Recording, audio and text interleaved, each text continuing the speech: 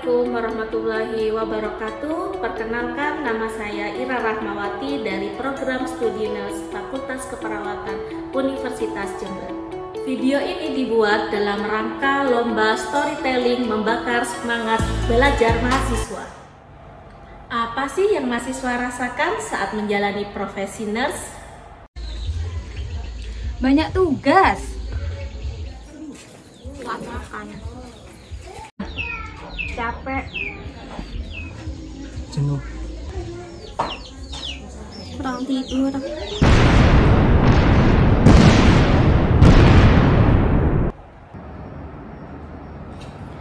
Apa sih pembelajaran metode refleksi pada program profesi nurse?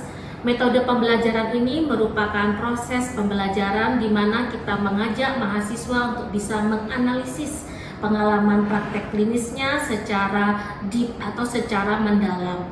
Mereka akan kita stimulasi dengan beberapa pertanyaan-pertanyaan terkait dengan apa yang mereka rasakan, apa yang mereka alami, dan tentunya di dalam proses ini kita akan memberikan apresiasi atau kata-kata pujian pada mereka atas apa yang sudah mereka lalui.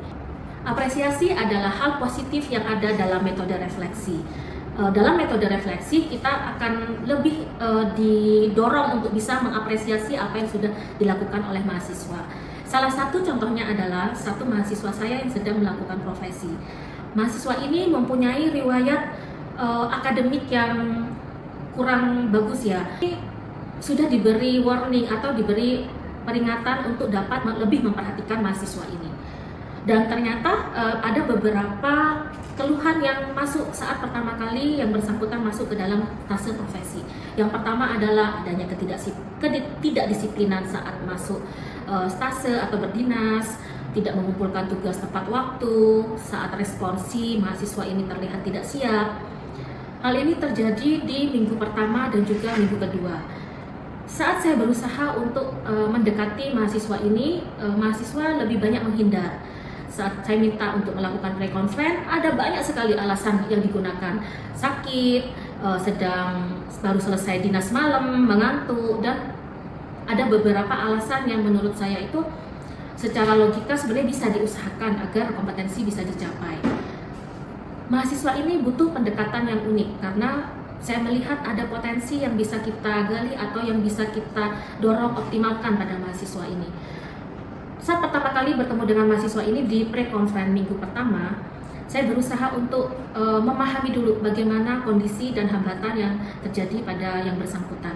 Sebut saja mahasiswa S ya. Mahasiswa S ini saya tanyakan, apa yang kamu rasakan saat menjalani profesi ini? Saya lebih banyak mendengarkan. Saya lebih banyak mengapresiasi hal-hal positif yang sudah dia lakukan. Saat pertemuan kedua yang biasanya dia menghindar, saya lihat mahasiswa ini justru hadir lebih awal dibandingkan mahasiswa yang lain. Dan dengan hasil ASKEP sesuai dengan kemampuan dia mulai percaya diri untuk mau berinteraksi dengan saya dan melakukan post-conference.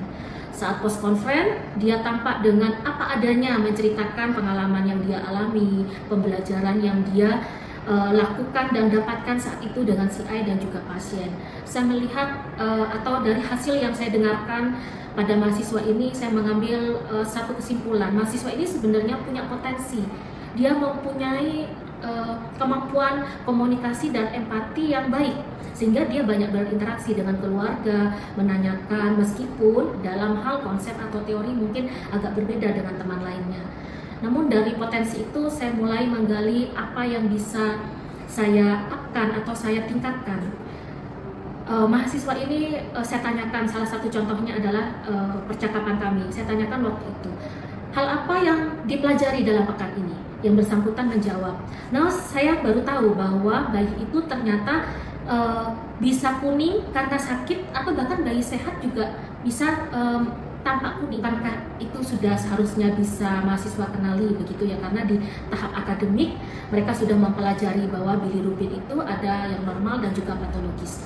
Rupanya mahasiswa ini lebih mau belajar kalau hal yang dia anggap menarik dia akan mencari terus-menerus saat kita mengapresiasi.